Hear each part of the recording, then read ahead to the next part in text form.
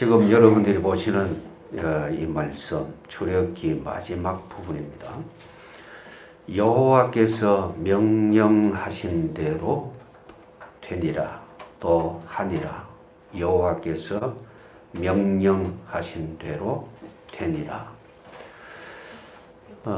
지금 여러분들이 이 말씀 보시는 중에 여호와께서 모세에게 명령하신 대로 되어졌다는 이 부분이 7번이나 반복되어져서 똑같은 말씀이 이렇게 나옵니다. 어떤 것이 그렇게 되어졌는지, 무엇을 하나님이 말씀하시려고 이같이 기록을 하셨는지 여러분들은 이 부분을 생각하면서 보고 들을 수 있기를 원합니다. 출애굽기는 말 그대로 애굽에서 나오는 것이 출애굽기죠. 그 다음에 기록한 것이 출애굽기입니다. 출애굽은 애굽에서 나오는 것, 기록한 것은 바로 이 말씀 출애굽기. 그러면 출애굽해야 될 이유는 어디에 있느냐, 또 목적은 어디에 있느냐, 그런 부분을 또 생각을 해봐야 되겠습니다. 하나님께서 이스라엘 백성을 애굽에 내려가게 하신 이유는 분명합니다. 그 이유가 뭐냐면 구원이라는 것을 그 당시에 사람들이 잘 알지 못했어요. 구원을 알도록 하기 위해서 하나님께서 그 모든 과정들을 주장하십니다. 먼저 요셉을 통해서 그 구원 과정을 보여주셨지만 야곱의 12아들들, 그 자손들이 하나님의 그 큰 구원 역사를 잘 이해하지를 못했어요. 물론 아브라함도 마찬가지였습니다. 하나님이 아브라함을 갈대아 우르에서 불러내셨거든요. 갈대아 우르는 우상의 도시입니다. 애굽과 같이 저주의 도시이죠. 하나님이 불러내셨어요.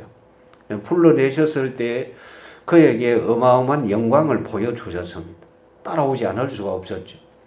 그런데 그렇게 인도받는 그 중에 하나님이 나를 선택하셨구나, 구원하셨구나, 내게 복을 주시는구나, 하나님은 전능하시구나, 이런 부분들이 알아져야 되는데 여전히 어디에 매였느냐면 육신에 많이 매였습니다. 기준이 육신적인 부분이 너무 많았어요. 우리 역시 마찬가지죠. 구원받아서도 세속에 매이고 구원의 길로 가면서 천국을 향하여 가면서도 세상의 것에 붙들려 있는 이런 모습들이 너무너무 많아요. 하나님께서는 이 부분을 분명히 알게 하신다고 말씀하셨어요. 창세기 15장을 보면 하나님이 아브라함에게 굉장한 부분들을 보여주셨는데 그것이 바로 하나님의 언약입니다. 일방적인 언약, 하나님의 일방 언약, 그것이 바로 구원 언약인데 아브라함은 그 당시에 하나님의 그 약속을 온전히 깨닫지를 못했어요. 그래서 하나님이 아브라함에게 말씀하십니다. 지금은 이 땅을 너와 네 자손에게 주지 않는다. 이유가 이 땅에 있는 사람들의 죄가 아직 가득 차지 아니했다 하십니다. 그리고는 네 자손이 애굽 땅에 내려가서 거주하게 될 텐데 그럼 애굽 땅에 내려갔을 때 애굽인들이 네 후손들을 굉장히 괴롭힐 거다. 그런데 그 기간이 자그마치 430년이 될 거다. 그러셨어요. 그래서 430년이 되어서야 이제 나오게 됐는데 여러분들이 출애굽기 12장에 있는 말씀을 보면 430년이 마치는 날에 그들이 애굽에서 나왔더라. 그렇게 기록되어져 있습니다. 하나님의 계획은 철저하게 말씀하신 대로 다 이루어집니다. 말씀하신 대로 다 이루어졌어요. 이렇게 이루어지는 그 과정에 하나님께서 모세를 통하여 애굽 왕 바로에게 말씀하시죠. 내 백성을 보내라. 내 백성을 보내라. 그들이 나를 섬길 것이니라. 여러분들이 성경을 이렇게 주의해서 집중해서 잘 보시면요, 반복되는 말씀이 참 많아요. 하나님의 이름이 반복되어져서 계속 나오는 데도 있고, 하나님이 말씀하셨음에도 불구하고 또 뒤에 뭐라고 얘기하느냐, 만군의 여호와가 말씀하시니라. 그렇게 또 붙었어요. 한번 하나님이 말씀하셨다 그러면 될 텐데 뒤에 또 그렇게 그 말을 더 붙입니다. 그 왜 이렇게 더 붙이느냐? 강조예요, 강조. 그러면 왜 이렇게 강조하실까? 이유는 그만큼 하나님의 백성이라는 사람들이 하나님에 대해서 인식이 잘 안 되는 거죠. 하나님의 말씀을 듣는 그 부분에 잘 열려져 있지 않는 겁니다. 지금 저는 여러분들에게 분명합니다. 누구보다도 이 부분을 많이 강조하고 있어요. 예수님 얘기 많이 하죠. 십자가 얘기도 많이 하죠. 이유가 뭐냐? 하나님이 그렇게 말씀하셨으니까요. 그럼 왜 그렇게 자꾸 강조하시느냐? 이유는요, 우리들이 확신 가져야 되거든요. 흔들리면 안 되니까요. 듣고 또 들어야 돼요. 많은 사람들이 그럽니다. 계속 같은 말을 반복하다 보면 우리 목사는 맨날 반복만 하고 설교 미천이 없는가 보다. 저렇게 시시한 소리를 계속 하니까 듣기 싫다.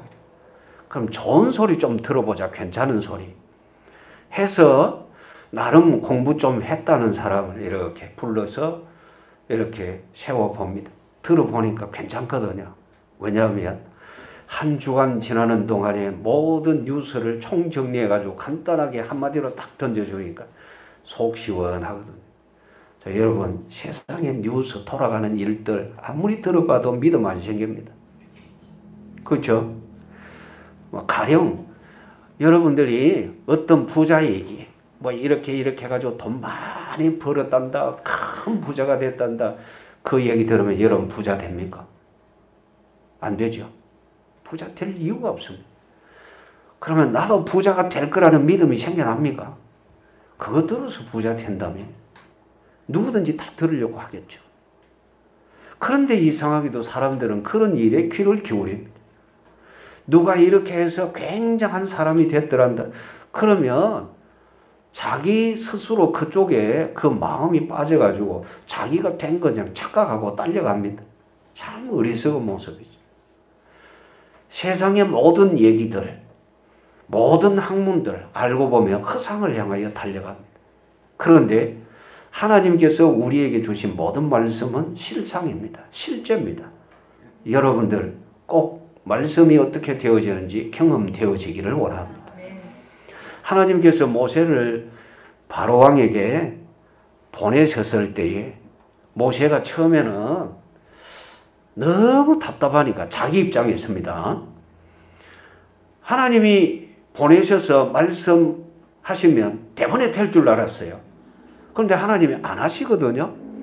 그래서 모세가 돌아와서 나는 능력도 없고요, 하나님은 구원도 안 하시고요 하면서 투덜거립니다.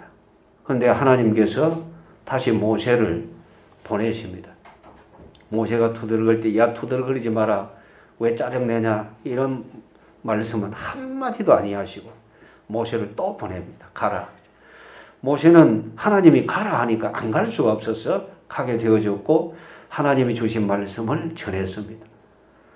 모세가 늦게 발견한 거 있어요. 그게 뭐냐? 그래도 남들보다는 좀 일찍 발견했죠. 여호와께서 말씀하심과 같더라. 그거였어요. 여호와의 말씀과 같더라. 여호와의 말씀과 같더라. 매번 그게 나오고, 하나님이 재앙을 내리실 때, 애굽 왕에게 재앙을 내리실 때 모세가 하나님께로부터 들은 말씀 그대로 나타나거든요.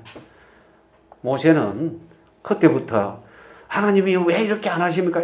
이런 말 한마디도 하지 않습니다. 하나님이 이렇게 하라, 예. 저렇게 해라, 예. 가라, 예. 멈춰라, 예. 무조건 예입니다. 왜냐? 말씀대로 다 되니까요. 그게 출애굽 직전에 일어났던 말씀입니다. 그런데 그때마다 재앙을 내리실 때도 여호와의 말씀과 같더라 이랬거든요.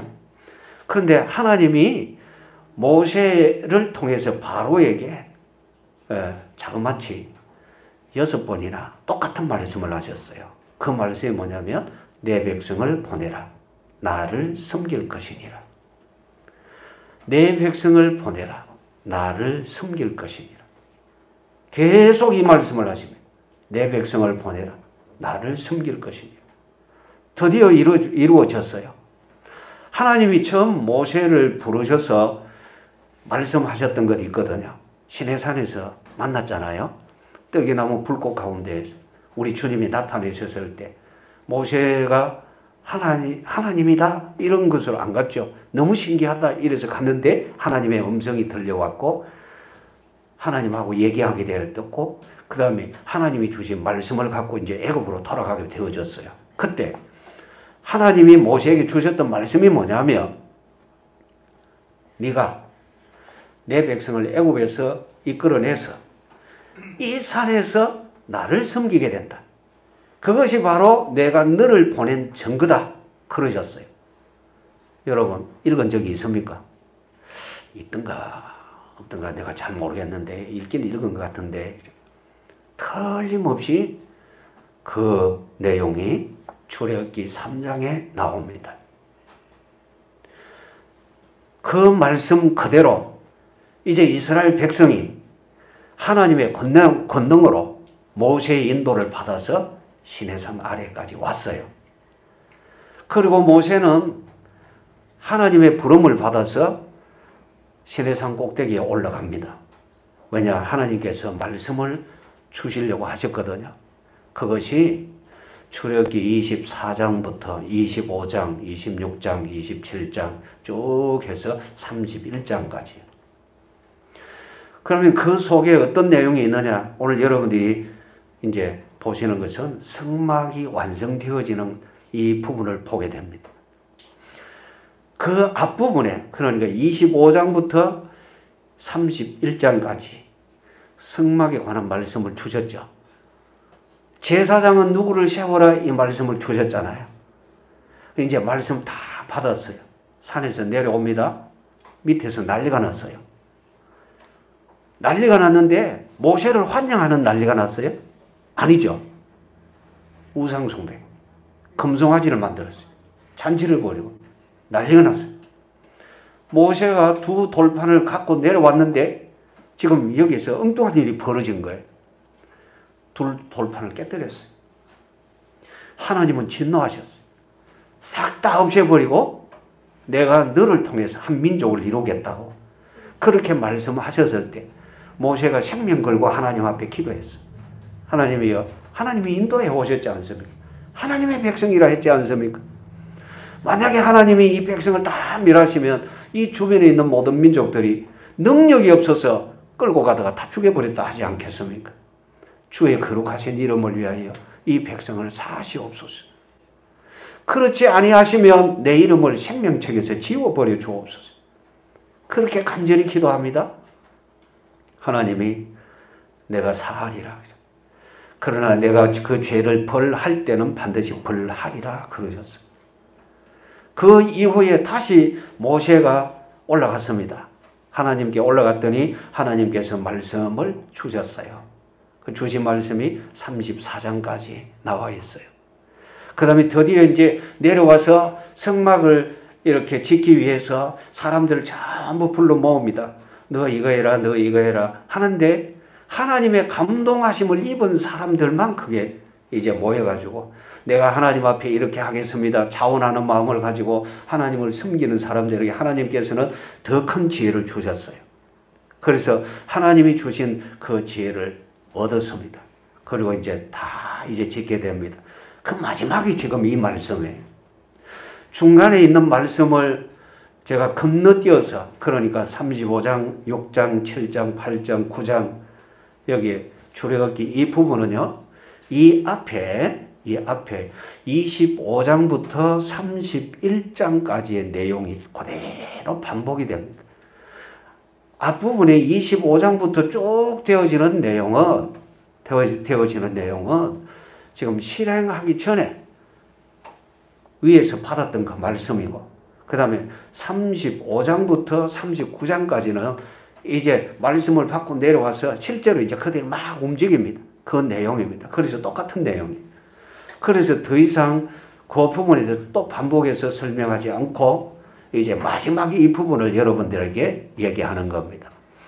출애굽의 목적입니다. 출애굽의 목적. 여러분에게 물어보겠습니다. 하나님이 우리를 구원하셨습니다. 왜요? 왜요? 섬기라고. 이제 권사님 한 분만 섬깁니다. 다른 분은 대답 안 했으니까. 자, 왜 우리를 구원하셨느냐? 섬기라고. 섬기라고. 이 표현을 다르게 하면 예배하라고. 이해가 됩니까? 하나님이 우리를 왜 구원하셨느냐? 예배하라고. 요한계시록 4장, 5장을 보면 하늘나라 예배가 펼쳐집니다. 물어봅시다. 누가 예배합니까? 거룩한 무리가 하나님께 예배합니다. 그 거룩한 무리 첫 번째 내생물입니다. 그리고 24장로입니다.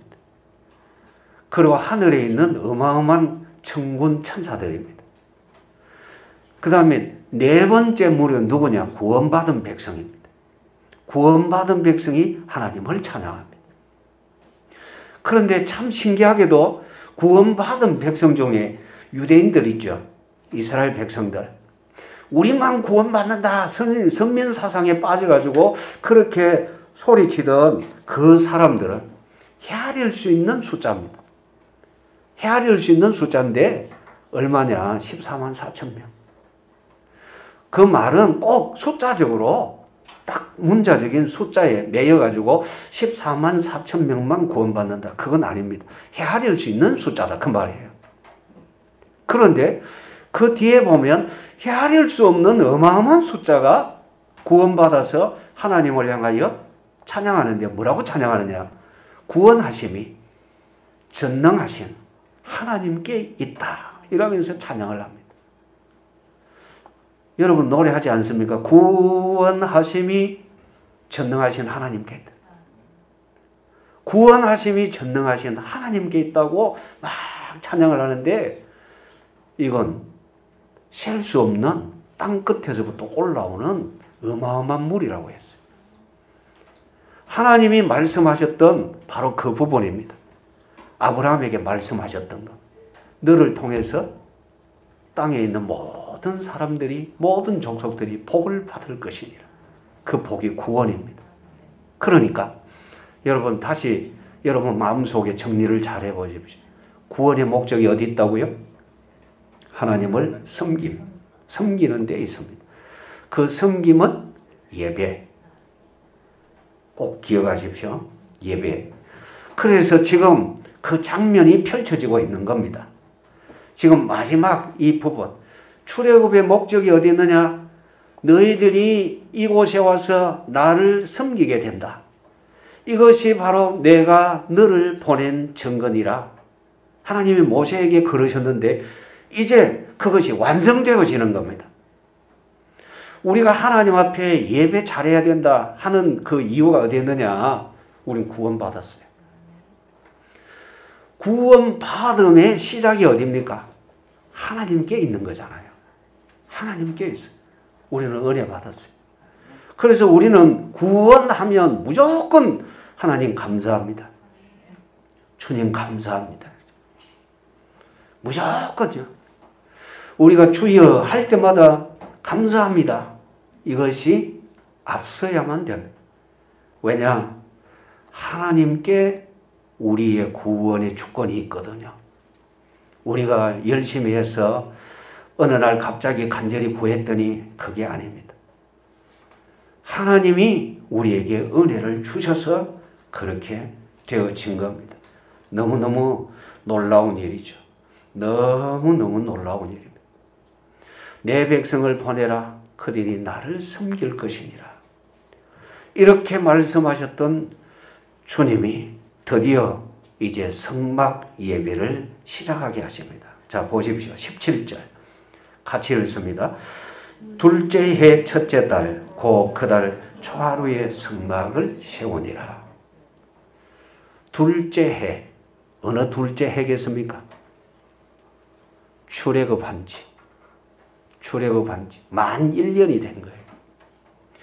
출애굽할 때 그때를 하나님께서는 원래는 애굽에서 그 달이 무슨 달이냐면 3월, 4월 경입니다. 3월 말, 4월 초 출애굽 당시가요. 그런데 하나님이 뭐라고 말씀하셨느냐? 이 달을 해의 첫 달이 되게 해라.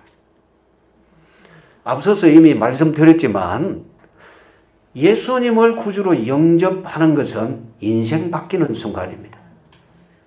그렇죠? 틀림없이 인생이 바뀌는 순간입니다. 오늘 오전에 로마서 말씀을 여러분이 보셨잖아요. 본래는 누구 종이었다 그랬습니까? 죄의 종이었다. 그럼 지금은요? 의의 종이고 하나님의 종이고 하나님의 자녀이고 영생의 열매를 맺는 복된 존재로 바뀌어졌다고 했습니다. 그러니까 여러분 하나님께서 말씀하셨죠. 이거 달력을 바꾸는 거예요.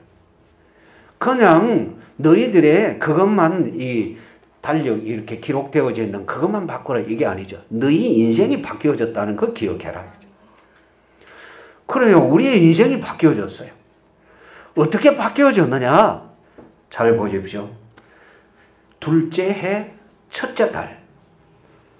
며칠입니까? 성경 안 봅니까? 둘째 해 첫째 달. 곧 그 달 초하루에. 예, 제 성경에만 이 내용이 나와 있는 건 아니죠. 여러분 성경에 다 있는 거잖아요. 단디 보십시오. 다시 17절. 둘째 해 첫째 달 곧 그 달 초하루에 성막을 세우니라.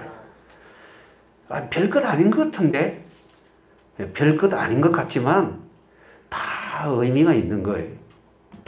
첫째 달 초하루에 시작입니다. 우리는 매년 송구영신 예배할 때마다 뭐랍니까? 주여 지나간 날들 못된 것 잘못된 것 다 용서하시고 새해에는 우리가 이렇게 살아갈 수 있도록 은혜를 주옵소서 하죠. 그런데 은혜를 주옵소서 새해 은혜를 주옵소서 주여 내가 이렇게 각오하고 주님을 섬길랍니다 했던 거 자 여러분 물어봅시다. 기억하고 있습니까? 잊어먹었습니까? 거의 잊어먹었죠. 뭐 원래 그러는 거다 이러고 살아가는지도 모르죠. 그런데 하나님께서 이 나를 이렇게 중요하게 기억하라고 하십니다. 이유는요. 내가 새 출발한 사람이구나. 하나님께서 은혜 주셔서 새 출발하는 사람이구나. 하나님의 은혜 가운데에서 출발되어지고 있구나. 지금 둘째 해 첫째 달 초하루에 성막을 세우니라. 이제 성막 예배의 시작입니다. 이전에는 성막 예배가 아니었죠. 이제 성막 예배의 시작입니다. 그래서 성막 본체를 먼저 세웁니다. 18절, 19절. 쭉 세우는데 19절을 읽습니다. 또 성막 위에 막을 펴고 그 위에 덮개를 덮으니 여호와께서 모세에게 명령하신 대로 되니라. 자, 여기 이 말씀이 나오죠. 여호와께서 모세에게 명령하신 대로 되니라. 명령하신 대로 그대로 했습니다. 그리고 드디어 성막 본체를 세우고 지성소를 구분해서 완성합니다. 20절 같이 읽습니다. 그는 또 증거판을 궤 속에 넣고 채를 궤에 꿰고 속죄소를 궤 위에 두고 21절 또 그 궤를 성막에 들여놓고 가리개 휘장을 넣으려 그 증거궤를 가리니 여호와께서 모세에게 명령하신 대로 되니라. 또 명령하신 대로 이랬죠. 이 부분이 어디에 나오느냐면 이 앞에 나와요. 이 앞에 35장부터 해서 39장까지 이렇게 만들어서 이렇게 해라 하셨거든요. 그래서 그대로 그렇게 되어진 거예요. 그런데 이렇게 그대로 되어진 이 부분을 여러분들이 잘 보십시오. 왜 이렇게 하나님이 하게 하시느냐. 그 다음 성소를 완성합니다. 22절부터 28절까지입니다.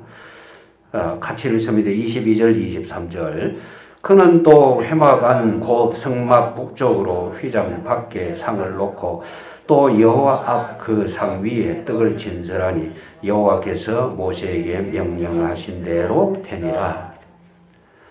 자, 여러분 성막의 방향이 어떻게 된 줄 조금 기억을 하십시오. 성막의 방향이요. 또 먼저 물어봅니다. 성막의 문이 몇 개입니까? 성막의 문이 몇 개입니까? 예?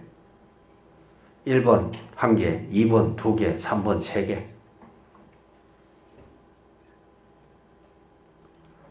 1, 2, 3번 하니까 헷갈립니까? 성막의 문은 하나죠. 왜 하나입니까? 성막의 문은 하나여야 됩니다. 왜일까요? 하나님 만나는 유일한 문. 누구를 얘기하느냐? 예수님 얘기입니다. 우리 주님이 이렇게 말씀하셨어요. 나는 양의 문이다. 내가 곧 길이다. 진리다. 생명이다. 그러셨어요. 그런데 이 문이 어느 방향으로 열려져 있을까요? 동서남북 중에 이 문은 동쪽으로 향해 있습니다. 왜 하필 동쪽일까? 아침에 해가 뜨면 제일 먼저 빛이 들어오는 쪽이죠. 그래서 이렇게 하게 한 것은 상징적인 의미입니다. 생명의 빛 대신 주께서 우리에게 이렇게 임하셨다. 그걸 알게 하도록 하기 위해서입니다. 아무런 이유 없이 이렇게 하지 않습니다. 그리고는 그 방향으로 이제 문이 있는 그 방향. 그러면 북쪽에는요, 북쪽에는 이제 뭐가 놓여지느냐. 그 부분이 여기에 이렇게 떡을 진설했다 했죠. 23절에. 그게 북쪽 방향입니다. 그러면 이제 남쪽에 반대 방향이 거기에 뭐가 있느냐. 등대가 있습니다. 그러면 한가운데 그러면 서쪽 방향에는 뭐가 있느냐? 거기에는 향단이 놓여집니다. 향이 이제 하나님 앞에 향이 사라집니다. 그쪽이 바로 지성소 방향입니다. 그래서 이렇게 다 완성하게 합니다. 28절 보십시오. 같이 읽습니다. 그는 또 성막문에 휘장을 달고 또 회막의 성막문 앞에 번제단을 두고 번제와 소제를 그 위에 드리니 여호와께서 모세에게 명령하신 대로 되니라. 이제 여호와께서 명령하신 대로 되어진 두 번째 부분입니다. 첫 번째 부분은 성막 전체를 기본적으로 세우는 거고요. 그 다음에 두 번째 29절부터 33절까지 말씀은 기구, 성막 앞에 이제 기구를 배치합니다. 성막 전체는 이렇게 세워졌고 그 다음에 앞에 이 기구를 설치를 하는데, 자, 이제 29절 여러분들의 말씀을 보셨어요. 회막의 성막 문 앞에. 회막을 다른 말로 성막이라고 합니다. 그러면 이 성막 문 앞에 뭐가 있느냐? 번제단이 있어요. 그럼 번제단 있는데, 이 번제단이 번제를 드리고 바로 문 열고 들어가는 것이 아니라 30절 보십시오. 30절. 같이 읽습니다. 그는 또 물두멍을 회막과 제단 사이에 두고 거기에 씻을 물을 담으니라. 번제단하고 성막 문 사이에 뭐가 놓여집니까? 물두멍. 여기에 놋으로 된 커다란 대야입니다. 이 놋으로 엄청나게 큰 물대야를 만들었는데 하도 커서 뭐라고 하느냐? 놋바다라 그럽니다. 하도 넓었어. 제가 저 포항에 구롱포라는 데 갔더니 가마솥이 하나 있어요. 그 가마솥이 있어서 이렇게 봤더니 해마다 정초가 되면 거기서 떡국을 끓인대요. 그러면 그 가마솥에 떡국 몇 인분을 끓이느냐? 제가 떡국 깜짝 놀랐어. 2만 명분이라든가 그 가마솥이 얼마나 큰지. 하여튼 무지 크고 깊이도 깊어요. 그러니까 거기에 떡국을 한 번 끓이면 한 2만 명이 먹게 되는가 봐요. 진짜 놀랍죠. 2만 명. 굉장하잖아요. 그런데 여기에 이렇게 그 놋바다, 이 대야입니다. 씻는, 물을 담아놓고 씻는 건데 이게 하도 커서 놋바다라 그랬어요. 하나님 앞에 이렇게 하더라. 성막문 앞에 번제단 세우고 번제와 소제를 그 앞에 드리게 되어졌고, 그 다음에 거기에 아론과 그 아들들이 물두멍에 나가서 씻기도 하고 그렇게 하더라. 근데 순서가요, 여러분 이거 잘 보십시오. 어디서부터 이렇게 되어지는지. 순서가 성막 밖에서부터 순서가 아니고 성막 안에서부터 순서예요. 그렇죠? 예. 그런데 성막 안에서부터 순서가 연결되어지는데 제일 먼저 어느 것에서 출발합니까? 여러분 이제 성경을 보니까. 예? 읽는데, 보는데, 듣는데, 급급하다가 이런 거 생각을 안 하셨구나. 지성소부터 시작해요. 그렇죠? 예, 지성소부터. 20절, 21절, 거기 지성소 얘기예요. 속죄소 나오죠? 그 언약궤. 그 언약궤가 놓여지고, 그 다음에 휘장을 치죠. 그 안을 지성소라 그래요. 그 다음에 휘장 치고 난 다음에 그 다음에 있는 그냥 향단, 떡상, 등대에 있는 그곳을 뭐라고 하느냐면 성소라 그럽니다. 그리고 휘장 문이 내려지게 되고 그 다음에 바깥에 첫 번째 있는 것이 물두멍이고 그 다음에 두 번째 있는 것이 번제단입니다. 놋제단이에요. 이 부분을 또 여러분 생각해 보셔야 돼요. 왜 이렇게 되어졌을까? 밖에서부터 안으로 아니고 안에서부터 밖으로 이렇게 나오게 될까? 이 부분은 하나님의 은혜는 하나님께로부터 주어지는 것이지 사람으로부터 시작이 아니라는 것을 생각하게 하는 분입니다. 우리들이 언제든지 말씀을 보고 들을 때마다 하나님의 그 놀라우신 역사는 사람에 의해서 하나님이 움직이시는 것이 아니라 하나님의 거룩하신 계획과 뜻을 따라서 하나님으로부터 모든 것이 되어진다는 사실을 이 말씀 속에서 읽게 하신 겁니다. 잘 기억할 수 있기를 원합니다. 지금 제일 중요한 내용이 뭐냐면 여호와께서 명령하신 대로 됐다. 출애굽기의 핵심이 뭐냐면 하나님 앞에 예배 회복하는 겁니다. 과거에는 예배를 못했어요. 왜 못했느냐? 출애굽 전까지 이스라엘 백성은 애굽왕 바로에게 묶여 있었어요. 종노로 됐어요. 엄청 고생했어요. 그 고난을 벗어날 길이 없었어요. 그런데 하나님께서 애굽왕 바로를 치시고 거기에서 자기 백성을 빼내오셨어요. 왜 빼내오셨느냐? 그들이 나를 섬길 것이니라. 제가 하나씩 헤아려 보니까요. 내 백성을 보내라 그들이 나를 섬길 것이니라. 이게 몇 번 나와 있냐면 7번 나와 있어요. 7번이나. 그만큼 강조하신 거예요. 내 백성을 보내라. 그리고 또 여호와의 명령하신 대로 되니라. 여기도 보니까 7번이나 이렇게. 드디어 하나님께서 말씀하신 대로 예배 중심의 삶이 되어졌다. 그 모습을 갖추었다. 그거예요. 이것은 언제부터냐? 우리가 구원 받았을 때부터 이렇습니다. 그런데 우리가 이 은혜를 알지 못하고 구원 받은 것하고 우리의 생활하고 따로 생각을 한 거예요. 그래서 예전에 전도를 한다고 예수님 믿고 천국 갑시다 이러면 듣는 사람이 나 아직 죽을 때 안 됐어요 이러거든요. 왜 그렇게 얘기하느냐 하면 예수님 믿으면 바로 죽고 천국에 들어가는 줄로만. 그럼 나는 아직 더 살아야 되는데 왜 천국 가자고 하느냐. 아직 더 살아야 된다 이거죠. 그럼 불신자들이 그걸 못 받아들이는 거죠. 그리고 신자들도 예수님 믿는 것하고 그 다음에 천국 갈 때까지 이 생활, 이 부분은 어떻게 살아야 되느냐. 옛날에 핍박이 많았잖아요. 진짜 많았거든요. 예수님 믿는다고 몽둥이로 얻어맞은 사람 진짜 많습니다.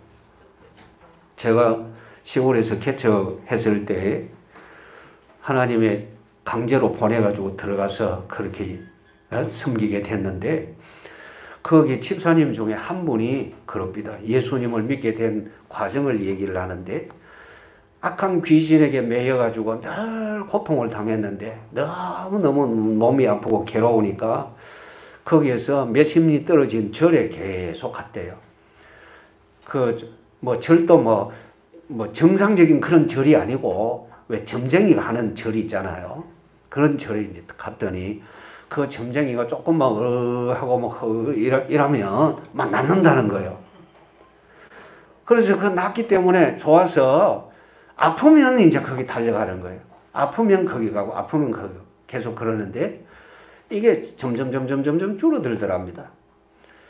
한 달 되던 것이 이제 2주에 한 번씩, 2주에 한 번씩에 한 주에 한 번 이래 되고 나니까 나중에는 견딜 수 없는 상황에까지 갔는데 그 점쟁이가 하는 말이 난 도무지 안 되니까 아줌마는 저 예배당에 가라 이러더랍니다.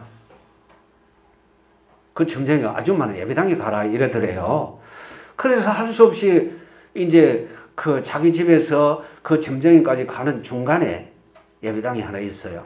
그걸 갔더니 놀랍게도 예배당에 들어서는 순간부터 눈물이 막 비 오듯이 쏟아지더랍니다. 그러더니 몸 아픈 것이 흔적도 없이 딱 사라지더라는 거예요. 너무 좋아서 주일마다 갔더니 그날부터 자기 남편이 시골이니까 지게짝대기 들고 두들겨 패더라는 거죠. 처음에는 말로만 가지 마라, 예배당 가지 마라. 그런데 내가 낫고 안 갈 수가 없다. 나 너무 좋다. 그럼 그때부터 오면 이제 두들겨 맞는 거예요. 그런데 참 묘하게도요. 그렇게 두들겨 패놔놓고 제가 다른 기관에 소개를 받아가 들어갔더니 저보고 전도사님 꼭 오십시오. 그때 제가 전도사 때 갔거든요. 꼭 오십시오. 자기 마누라 두들겨 패는 사람이 꼭 와가지고 여기서 예배당 짓고요. 근데 나중에 들었어요. 물론 교회는 제가 있을 때는 우짜하다가 한 번씩 오지 교회는 안 왔어요. 안 왔는데 나중에 믿고 갔다고 얘기는 합니다. 하여튼 그래요. 그런데 그분은요. 그래서 신앙생활 하게 되어졌고 은혜 받았고 그래요. 이제 이런 일들이 사람들에게 너무 많이 있으니까 사람들마다 무슨 얘기를 하느냐면 예수님 믿는 것은 우리 찬송가에도 있어요. 십자가 짐 같은 고생이나 내 주를 가까이 하게 하면 십자가 짐 같은 고생이나.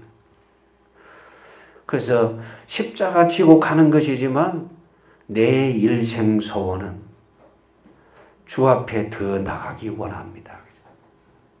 그러니까 힘들지만은 나는 이렇게 가기를 원합니다 하니까 참 고달프기도 하잖아요. 그래서 그 찬송을 부르면서 눈물을 흘리는 분들이 많았어요. 그리고 저도 어릴 때 이제 그렇게 하면 고생이다. 이 믿음 생활 잘하면 고생이다. 그래서 처음 제가 신학교 간다고 하니까 그 다 시골의 어른들이 뭐라고 하느냐. 정 선생 참 귀한 결정을 했네. 잘했네. 그런데 고생 많겠다. 고생 많겠다. 제가 목사 안수를 받을 때 이제 마지막 그 은퇴를 조금 앞둔 이제 대선배 목사님이 뭐라고 얘기하냐. 이 사람들아, 그 제 동기가 5명이 이 안수를 받았어요. 이 사람들아, 나는 조금 있으면 끝나는데 너는 우짤래. 지금도 생생해요. 너는 우짤래. 아, 그 말 들으니까 가슴이 철렁하는 게, 이야, 이거 큰일 났다. 그렇잖아요. 이제 뿅알인데, 모두 다 뭐를 몰라서 그랬느냐. 자, 보십시오. 평신도덕, 목회자의 길로 들어섰던 이 생각이, 이제 출발하면 주님의 권능 아래서, 주님이 주시는 은혜로, 주님의 인도하심 아래서, 주님이 우리에게 주신 하늘에 속한 모든 신령한 복으로 이렇게 복된 삶, 승리의 삶을 누리면서 즐겁게 우리는 천국까지 간다. 이게 처음부터 알아졌으면 얼마나 이 삶이 보람된 삶이었겠어요. 그런데 이걸 어려운 것이라고 하니까, 힘든 것이라고 하니까 걱정이 될 수밖에 해요. 과거에는 서로 목사가 되려고 했어요. 왜냐? 존경을 받거든요. 존경을 받으니. 그래서 많은 사람들이 너도 나도 하고 신학교 몰려갔는데 실제로 움직여 보니까 영적인 사실 모르고 신령한 복 모르고 하나님의 역사를 모르니까 야, 이거 안 되거든요. 여러분, 목회는 영적인 사역입니다. 하나님이 역사 안 하시면 절대로 안 됩니다. 일반 학식을 가지고 하려면 되느냐? 안 돼요. 뜻을 모르면 전혀 못하는 겁니다. 그래서 많은 사람들이 달려들었다가 아니네 하고 놓고 나갔습니다. 그런 사람이, 목사라는 직함을 갖고 목회하지 않는 사람이 최소한 우리나라에 2만 명이 넘습니다. 최소한. 목사는 많은데 지금 우리 교단에도 목회자가 없습니다. 일어날 후계자가 없어요. 지금은요, 너무 없어요. 일꾼이 없어요. 그래서 이거 보통 문제 아니에요. 그래서 우리 교단에도 신학교 세워서 일꾼 키우자. 일꾼 키우는데 어떤 일꾼을 키우느냐? 자, 이런 일꾼을 키우자 하고 시작을 했어요. 시작을 했고, 또 우리 노예 안에도 자그마한 신학교를 하나 또 이렇게 설립을 해갖고, 우리 노예 지경은 아니고 그렇게 하는데 일꾼이 정말 있어야 되거든요. 정말 너무 없어. 목사라는 불리워지는 사람은 엄청 많은데 일하는 일꾼이 없어. 왜 그러냐? 자, 여러분 보십시오. 지금 이 출애굽기 40장의 내용을 보면 정말 밋밋하다는 느낌을 갖게 될 겁니다. 이 부분만 보면. 세우니라, 갖다 놓으니라, 설치하니라, 여호와께서 모세에게 명령하신 대로 되니라. 그럼 계속 이는 나오거든요. 그렇습니다. 하나님께로부터 주어지는 은혜를 모르면, 하나님으로부터 모든 것이 되어진다는 사실을 모르면 방황할 수밖에 없고 힘들 수밖에 없고 재미없다 말할 수밖에 없는 겁니다. 그러나 하나님의 은혜가 깨달아지면 깨달아질수록 하나님 앞에 감사할 것밖에 없습니다. 33절 보십시오. 같이 읽습니다. 그는 또 성막과 제단 주위 뜰에 포장을 치고 뜰 문의 휘장을 다니라. 모세가 이같이 역사를 마치니. 자, 다 그대로 하나님이 말씀하신 대로 그대로 다 했습니다. 우선 여러분들이 보실 때는 성막을 건립했다, 기구가 배치됐다 이러지만 하나님께서 하나님을 만나도록 하기 위하여 하나님께로부터 은혜가 이렇게 주어진다는 사실을 눈으로 볼 수 있도록 하셨구나. 그거예요. 생명의 주님을 만나도록 하기 위하여 상징적인 모습을 이렇게 세워놓고 너희들은 내 앞으로 이렇게 나오느라 하시는 겁니다. 그 뒤에 나오는 말씀이 레위기 말씀인데 레위기는 하나님 앞에 나아가서 하나님이 주신 은혜를 따라 하나님의 복을 누리는 법입니다. 그게 레위기 전체 내용이에요. 하나님께서 이렇게 은혜의 자리로 부르셨구나. 여러분들은 잘 알고 그 앞에서 누릴 수 있기를 원합니다. 드디어 마지막 34절부터 38절 말씀에 여호와의 영광이 성막에 충만해졌습니다. 이전에도 계속해서 하나님께서는 보여주셨어요. 불기둥, 구름 기둥을 보여주셨죠. 그런데 성막을 완성한 다음에 여호와의 영광이 성막에 충만했습니다. 어느 정도로 충만했느냐? 35절 읽습니다. 모세가 회막에 들어갈 수 없었으니 이는 구름이 회막 위에 덮이고 여호와의 영광이 성막에 충만함이었으며 하나님이 임재하여 계신다는 증거입니다. 하나님이 임재하여 계신다. 하나님이 함께 하신다. 하나님이 함께 하신다. 굉장하죠? 하나님이 함께 하신다. 왜 이것을 보여주시느냐? 여러분 사람들마다 그렇잖아요. 여러분들도 안 그러십니까? 보니까 선명하고 좋죠. 못 보니까 어떻습니까? 깝깝하죠. 듣기만 해가지고 잘 모르겠잖아요. 그래서 욥도 그런 말을 했죠. 여호와여, 내가 전에 하나님께 대해서 귀로 듣기만 했는데 이제는 눈으로 배운다이다 이랬거든요. 그 눈으로 본다는 것은 분명하게 확인한다는 거죠. 하나님이 우리와 함께하고 계시는구나 확인했어요. 그리고 여기에 여호와의 영광이 여기에 충만하다는 것은 하나님이 우리를 다스리신다. 하나님이 우리를 다스리신다. 하나님이 나를 다스리신다. 이 부분이에요. 그래요. 하나님이 우리를 다스리십니다. 은혜 주시는 하나님이 함께 하시고 은혜 주시는 하나님이 우리와 함께 하시는 겁니다. 출애굽기 40장 마지막 부분이 바로 이거예요. 앞서서 전체 정리라 그랬죠? 앞서서 하나님께서 내 백성을 보내라. 그들이 나를 섬길 것이니라. 안 보내니까 하나님이 치셨어요. 여호와께서 말씀하신 것 같더라. 모세가 그걸 봤다 했죠? 드디어 나왔어요. 하나님의 말씀대로 이제 하나님 앞에 예배하고 하나님을 즐거워하도록 하나님이 그 법을 주셨는데 무시하고 우상을 만들었더니 하나님이 엄하게 책망을 하셨어요. 그리고 그날에 죽은 사람도 있어요. 하나님께서 어떻게 하시느냐? 하나님이 하나님 앞에서 살아갈 수 있도록 하시는데 둘째 해 첫째 달 초하루에 성막을 완성하게 하고 이제 첫 해 시작, 이제 해의 시작을 하나님 앞에서 예배하는 것으로 이렇게 하도록 하셨던 겁니다. 그리고 다스리시는 그분이 인도하신다는 사실.